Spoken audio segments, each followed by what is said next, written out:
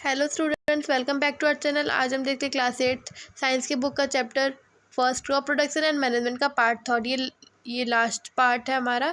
और इस पार्ट 1 और पार्ट 2 में हमने ये सारे चीज़ें देख ली हैं। अब इसके बाद हमें देखना है protection from weeds.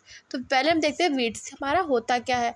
बूजर्स and Paheli went to a nearby wheat field and saw that there were some other plants in the field growing along with wheat plants। तो बूजो और पहेली अपने नियर बाई फील्ड में एक खेत में जाते हैं। उसमें उन्होंने देखा कि जो प्लांट्स है उनके साथ एक अलग वीट प्लांट्स के साथ एक अलग ही प्लांट्स ग्रो कर रहा है। Have these other plants been planted purposely.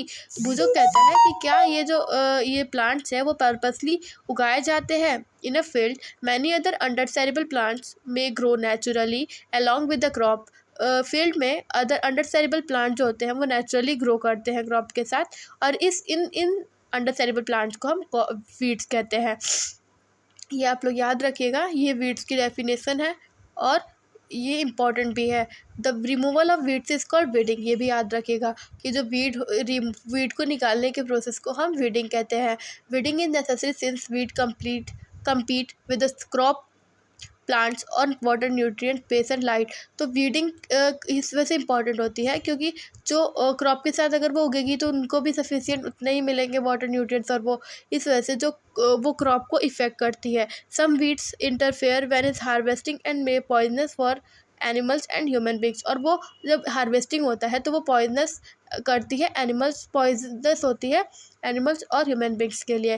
Farmer adopt many ways to remove weeds and control their growth. Farmers बहुत सारी एक्टिविटीज़ अडॉप्ट करते हैं इनके ग्रोथ के कम करने के लिए। Tilling before sowing of crop. Sowing के पहले जो टिलिंग होती है वो भी हेल्प करती है वीड्स को मारने के लिए। विच में then dry up and get fixed the soil. उसके बाद वो सॉयल फिक्सड हो जाती है। The best time for the removal of weeds is before they produce flower and seeds. तो सीड्स को बोने के पहले, बिफोर सीड्स सोइंग, इसके पहले ये रिमूवल बेस्ट टाइम होता है। The natural removal includes physical removal of weeds by uprooting और upcutting to the ground from time to time. और ये ऐसे भी हम कर सकते हैं कि टाइम टू टाइम खुरपी से इसको हम काट सकते हैं। तो ये खुरपी के मदद से होती है। Seed drill is use for सब अप्रूट वीड्स। और जो अप्रूट वीड्स होते हैं उसको हेल्प करता है सीड ड्रिल। तो weeds are also controlled by using certain chemicals called weedicides. तो जो वीड्स होते हैं ये कुछ केमिकल्स के मदद से भी ये चले जाते हैं, जो इसको हम वीडिसाइड्स कहते हैं, जिसकी 2,4-D एग्जाम्पल दिया है, इसको आप लोग याद रखिएगा। These are spread in the field to kill the weeds. और इसे स्प्रे किया जाता है वीड्स, ये स्प्रे किया जाता है क्रॉप्स में कि वीड्स से किल हो जाए। The weedicides are diluted with water to the extent required and spray the field with the sprayer. तो वो वाटर में मिला के वीडिसाइड्स को उसको स्प्रे किया जाता है। As already mentioned the weedicides are spread during the vegetative growth of weeds before flowering and seed formation. तो ये मेंशन किया गया है। तो वीडिसाइड जो होता है वो स्प्रेड होता है ड्यूरिंग वेजिटेटिव ग्रोथ के पहले ही। तो spraying of weedicide so many effect of the health of farmers. तो ये स्प्रेइंग करने के लिए इफेक्ट करता है हेल्थ ऑफ फार्मर्स के लिए। So they should this chemicals wear very carefully. तो ये जो केमिकल्स होते हैं इनको स्प्रे करने के पहले इनको बहुत केयरफुली रहना पड़ता है। They should cover their nose and mouth with a piece of cloth during spraying of this chemicals. वो केमिकल्स को स्प्रे करने के पहले उनको अपने नोज और माउथ को एक पीस ऑफ क्लॉथ से ढकना पड़ता है। अब देखते हैं हार्वेस्टिंग क्या है। Harvesting of a crop is an important task. The cutting of crop after it is mature is called harvesting. तो हार्वेस्टिंग ऑफ अ क्रॉप एक इम्पॉर्टेंट टास्क है क्योंकि जब क्रॉप जो होते हैं वो मैच्योर हो जाते हैं, उनको हम जब काटते हैं तो उस प्रोसेस को हम हार्वेस्टिंग कहते हैं। In harvesting crops are pulled out और cut close to the ground. It usually take to 4 month cereal crops to mature. तो अगर हम जो क्रॉप्स होते हैं जब उग जाते हैं 3 से 4 महीने के बाद, तो उसे मैच्योर कहा जाता है। तो harvesting in our country is either done manually by sickle और by a machine called harvester. तो आजकल के समय में तो हार्वेस्टर यूज़ होते हैं, बट सिकल के भी हेल्प से काटे जाते हैं। In the harvested crop the grain seeds to be separated from the chaff, this process is called threshing. तो जो हार्वेस्टेड जो क्रॉप होते हैं, जब हार्वेस्टेड होते हैं क्रॉप, तो जो ग्रेन जो होता है वो सीड्स से जब सेपरेटेड होते हैं साप से, तो उसे हम थ्रेसिंग कहते हैं। This is carry out with the help of machine called combine. और ये कैरी होता है एक मशीन से जिसका नाम कंबाइन हम बोलते हैं। देखिए पिक्चर दिया हुआ है, which is in fact a harvester as well a thresher. Thresher भी हम इसे कहते हैं। तो अब हम देखते हैं farmers with small holding of land to the separation of grain and chaff by winnowing. तो फार्मर जो होते हैं वो small holding land, separation of grain जो साफ होते हैं, विनोइंग कहते हैं। ये have already studied, this is called six.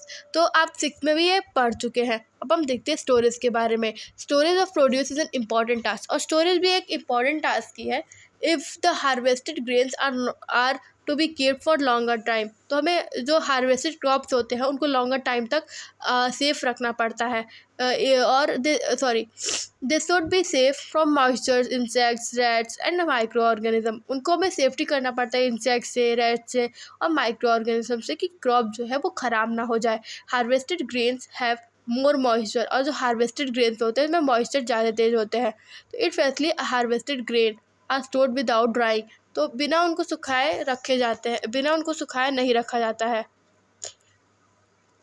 They may get spoilt or attacked by organisms making them unit for germination। और उसके बाद अगर उसको अच्छे से ना रखा है तो वो स्पॉइल हो जाएंगे। Hence before storing them the grains are properly dried in the sun to reduce the moisture in the same।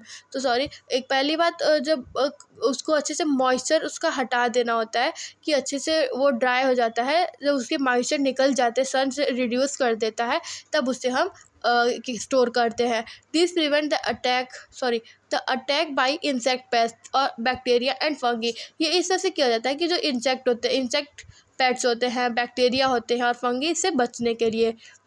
अब हम देखते हैं farmer store grains in jute bags और मेटालिक बिन्स। तो जो फार्मर्स होते हैं वो जो ग्रेन्स को जूट बैग्स और मेटालिक बिन्स में बांध के रखते हैं। तो however large scale storage of grain is done in सिलॉस and granaries. और जो लार्ज स्केल में स्टोरेज करते हैं ग्रेन्स को, उसको सिलॉस एंड ग्रैनरीज करते to protect them from pest like rats and insect. ये सिलॉस और ग्रैनरीज हेल्प करते हैं क्रॉप को स्पॉइल्ड होने के लिए।